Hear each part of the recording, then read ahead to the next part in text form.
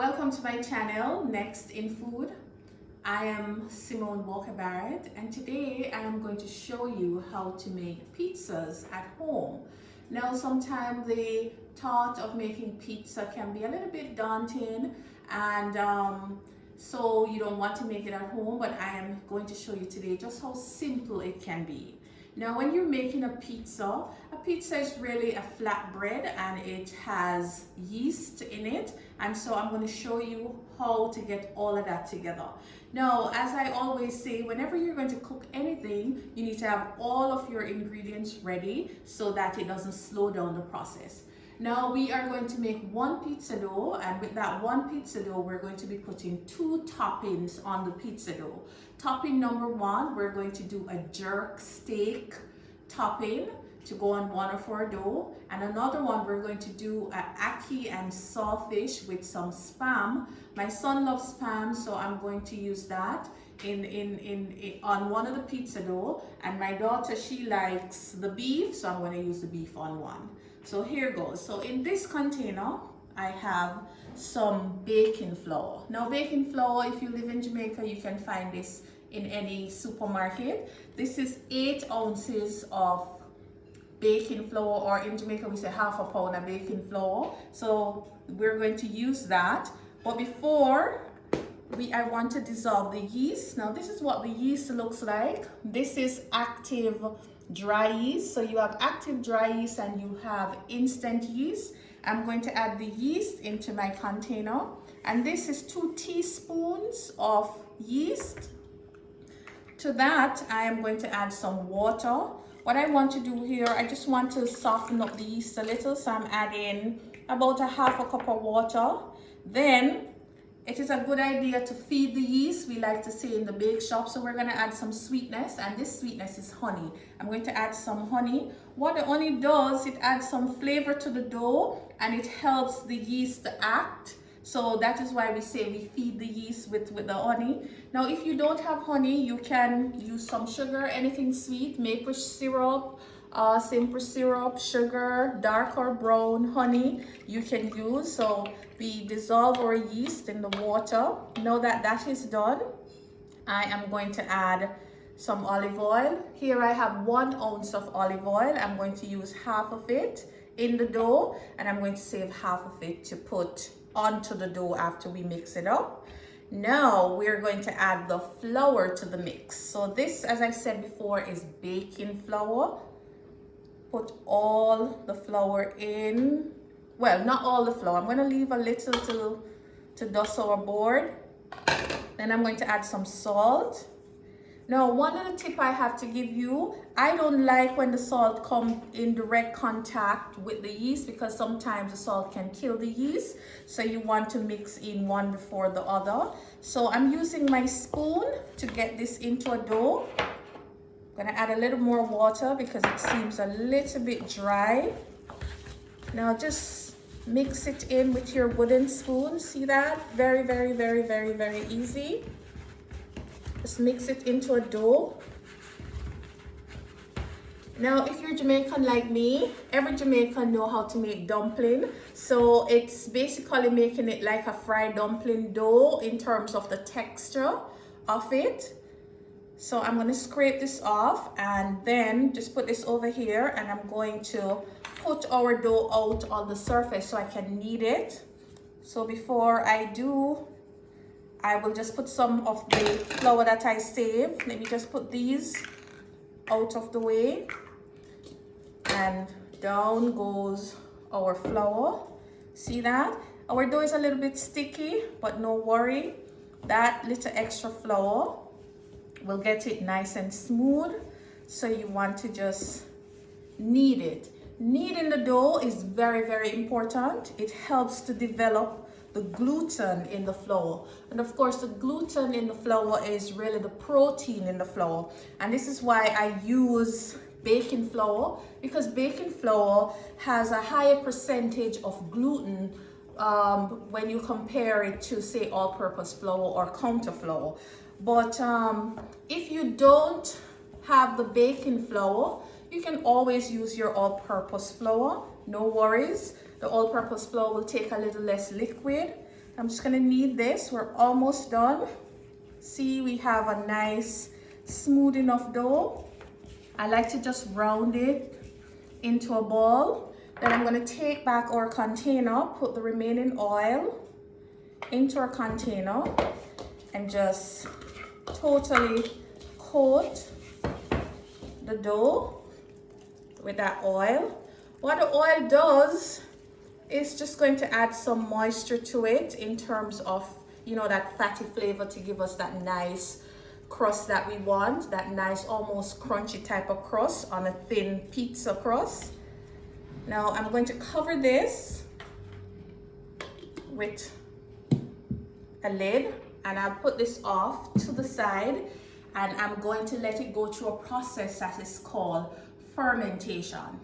Now the finished dough or the fermented dough will look like this. Now fermentation is just a process in which the yeast acts on the sugar into the dough and it turns it into carbon dioxide gas and alcohol. So all of that big puffiness is really the carbon dioxide gas that is in there. And so this is ready.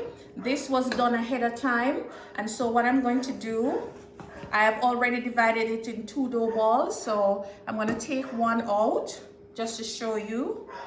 Put some flour here and basically this is ready. It's nice and stretchy and elastic. So this is how your dough should look after the fermentation process is complete. Now what I'm going to do, I have about a 10-inch round pizza pan. So I'm just going to roll this out. Don't worry if it is not perfect. Just gonna roll this out into a nice big 10-inch circle. I like to roll it out because I'm not a pizza pro like those pizza guys who flip in pizzas up in the air and so on.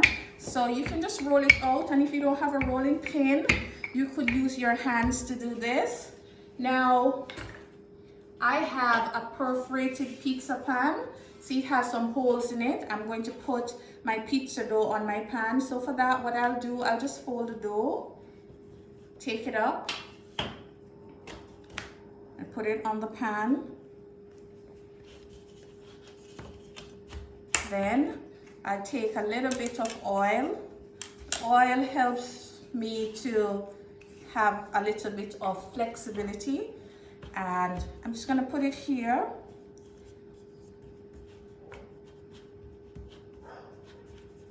All right, I'm gonna put this over and then I am going to do the same thing to dough number 2.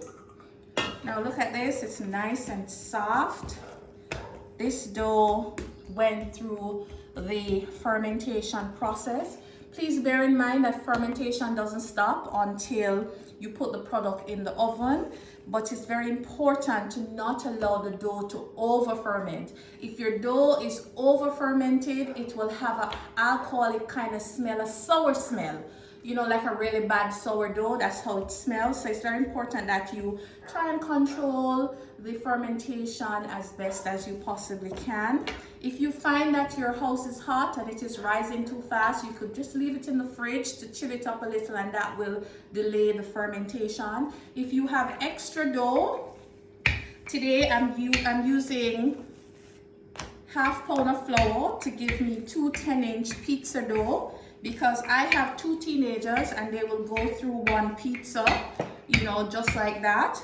But if you have a smaller family and if you want to save one of the dough for another time, you could just put it in a Ziploc bag and put it into the freezer. This dough will stay nice and fresh in the freezer for a long time, for up to 6 months.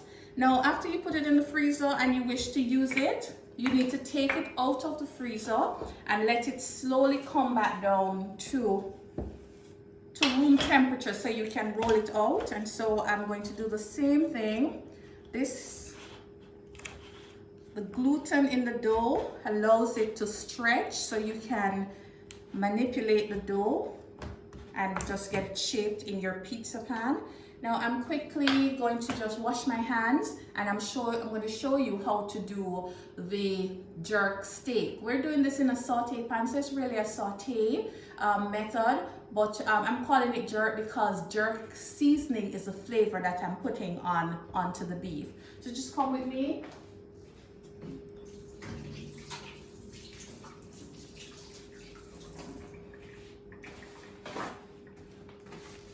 Okay, I want to just clean this up.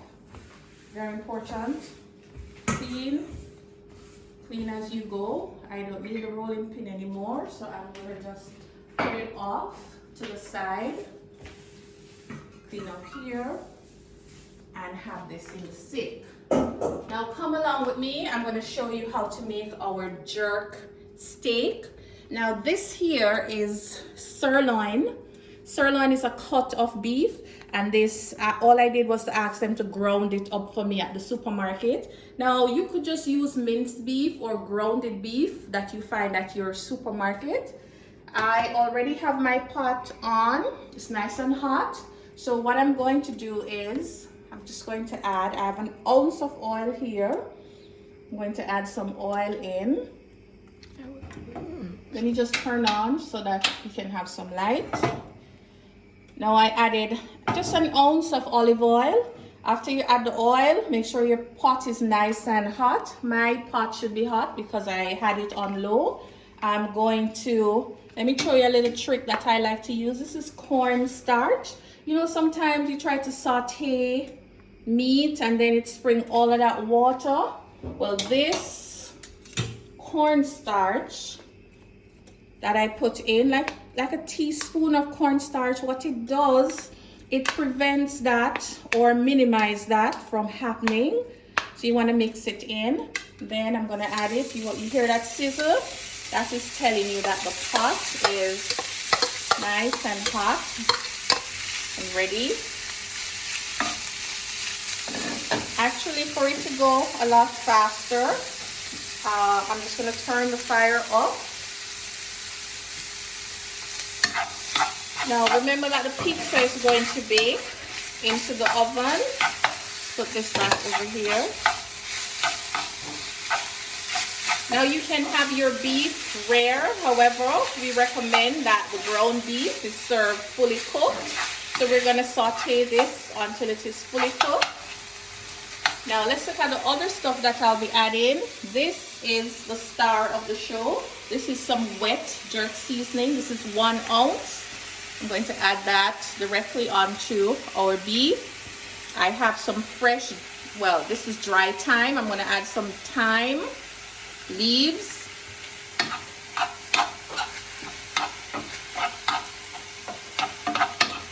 Okay, what I'm going to do is get it on a bigger burner so that it cooks a lot faster. It's taking a little bit longer than I want. So I move it over to my larger burner. Just keep moving it around and use a wooden spoon.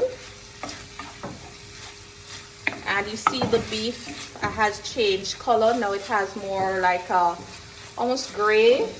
Okay, so that is good. Now we can add all of our other goodies to our beef. This is some molasses. I like that little sweetness, and then it's going to give it a little almost like brown in color. I find that molasses has a lot of umami in it, so I really love to cook with it. Mix that in. Now the jerk seasoning, the one that I'm using is spicy, but you can pick one up that is mild. Now this beef is ready because bear in mind that we are going to be cooking this, putting it on the pizza and putting it into the oven, so it will continue to cook. But just before I take it off, I'm going to add some nice fresh scallions. Give it some fresh flavor. Don't worry about adding salt. The jerk seasoning has enough salt in it. And of course the cheese that we will be putting on the pizza also have salt in it, so you don't need to add any extra salt. And this is what our jerk steak looks like. It's ready. I'm just going to give it just a little taste to make sure that it has the flavor that I'm looking for. Yeah, spicy, just the way I like it. So I'm going to turn the fire off. This is a pizza oven that I'm going to use. This is an electric pizza oven, so I'm just going to plug it in and turn it on. The pizza will take 15 minutes to bake. So while that is happening, I'm just going to go over this side.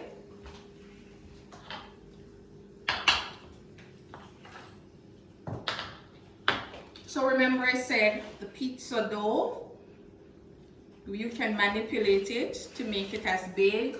Okay, so every pizza needs some sauce, and for this sauce, for the pizza, what I'm going to be using is a sorrel picante. So this is spicy, and what I'm going to do, I'm going to just mix this, 2 tablespoons of it. Now this is one of the products that I sell under the line Fruit Silly preserves. So I'm going to take, it's almost like a jam. Because the jerk is spicy, I always like to eat jerk with something sweet. So I take some ketchup and some of the Fruit Silly sorrel picante, and that is what is going to be my sauce. Not a lot of sauce, just a little bit, because we just want it to enhance that savory, spicy jerk steak that we're going to be putting on. And of course, cheese and preserves and jams go well together. So this is a winning combination that I'm sharing with you. Let's put that down right there. Now that has happened, I also like to use some processed cheddar cheese. I'm going to put a few slices down.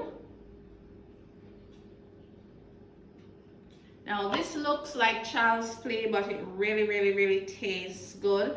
As a matter of fact, I'm making it for my kids, even though they're teenagers, and this is how they like it. And so I'm just showing you that process. In this container, I have pepper jack cheese, and I also have mozzarella cheese that is going to give us that stringy texture. I like to put the cheese close to the end so that there's cheese in every bite. Now let's go in with the star. Again, this was some sirloin beef that was ground up, and we season it up with some spicy jerk seasoning and saute it on top of the stove, and that's why I'm calling this pizza jerk steak pizza. Please do try this recipe. Not a lot, we don't want to put too much on it. And then I have a few more toppings. These are some yellow fresh bell pepper. I thought it would be nice to have the red, green, and gold color onto it, since that's our color. I have some green scallions. Scallion is just like a herb, so we're just gonna put a little bit over. And then of course a few tomatoes here and there. Let's put a few tomatoes in just to make everything look nice and pretty. And I'm gonna come in with a few more scatter of the scallion, and then lastly some more of the mozzarella cheese. So all of that topping is going to get covered with the mozzarella cheese, and it's going to be melted down on it and causes all of that to stick to the dough, and our pizza is going to be absolutely delicious. Now this is ready. Isn't that something? Look how beautiful that is. Now this pizza is going to bake within 14 minutes. Now I am so blessed to have a small pizza oven. If you don't have a pizza oven, you want to bake this at 350 in your oven. So just come with me. Pizza oven, I'm just gonna put this in, set the dial for 14 minutes, and it's going to tell me when it is ready. Now I'm quickly going to go to pizza number 2. Remember we talked about me doing an ackee and saltfish pizza. Now for the sauce, for the ackee and saltfish pizza, I am going to use the Street Food Saturdays Red Raid sauce. This sauce is made with the West Indian red chili pepper, so it is a mild pepper sauce. So if you like pepper like my family, you can feel free to use your favorite pepper sauce that you can find at the store. So I'm just going to just sprinkle some of the Street Food Saturdays Red Rage picnic sauce. And for those of you who have come to Street Food Saturdays, you would be very familiar with our line of picnic sauces. So I'm just going to put that on, and then I'm going to put some cheddar cheese. Ackee, I find that ackee goes very, very well with cheese. So basically the same cheese that we put on the jerk pizza, I'm going to be putting the same cheese on the ackee and saltfish pizza. Now, again, mozzarella cheese goes on directly to the dough. Now I have some ackee and saltfish that was already cooked, and this here is Spam. My son absolutely loves Spam. I think it's the saltiness that he likes, so I sauteed some and I'm going to add it on to the ackee and saltfish pizza. Basically what we're doing with the pizza is just putting whatever you like on top of the dough. The most important thing is to get the dough right. A lot of time people call me and ask me, Chef, how do you get the pizza dough soft? And I show you that. We use instant yeast and olive oil and a good strong flour like baking flour. Now this ackee and saltfish was just left over from breakfast, and I'm putting it on the pizza. And this could be a nice brunch pizza.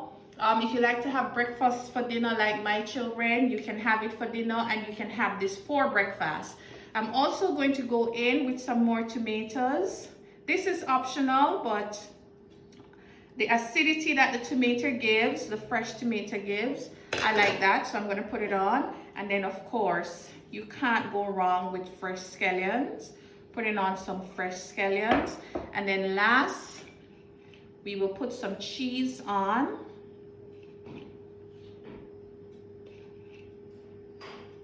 All of that lovely, lovely mozzarella cheese is going to melt. Just kind of pack everything up. Cleaning as you go along is very important. So we're waiting for our jerk steak pizza to get done. I'm going to show you what that looks like in a little bit. And while we do that, I'm just going to clean up here while I wait on the timer to go off. Pizzas are finally ready. I'm going to be taking them out of the oven. Well, I actually took out the jerk steak pizza already, and I'm taking out the ackee and saltfish pizza out of the oven. Look at that. Just gonna go over to our cutting area.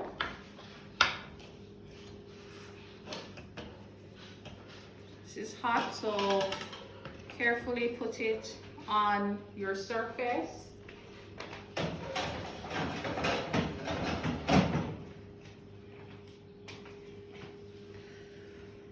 Wow, this ackee and saltfish pizza.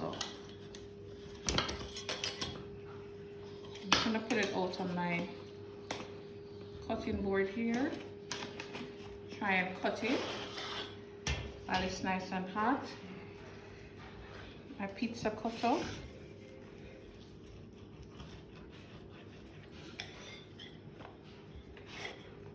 Look at that.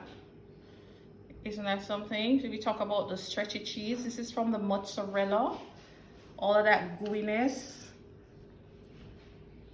This is a great way to use up Jamaican ingredients in a not so traditional way. And as I said, This ackee and saltfish pizza is great for any time of the day. It's great for brunch, it's great for lunch, it's great for breakfast, and it's also great for dinner. It's great if you are entertaining and you just want to show off, you know, a little part of your Jamaican culture in a more gourmet way, if you would, to your friends. So once again, I am Simone Walker Barrett. Thank you so much for watching, and make sure to subscribe to my channel Next in Food. You can also follow me on IG at Next in Food. That is NEXTINFOOD, to see all of these new recipes and tips on how you can just make delicious food at home. Take care.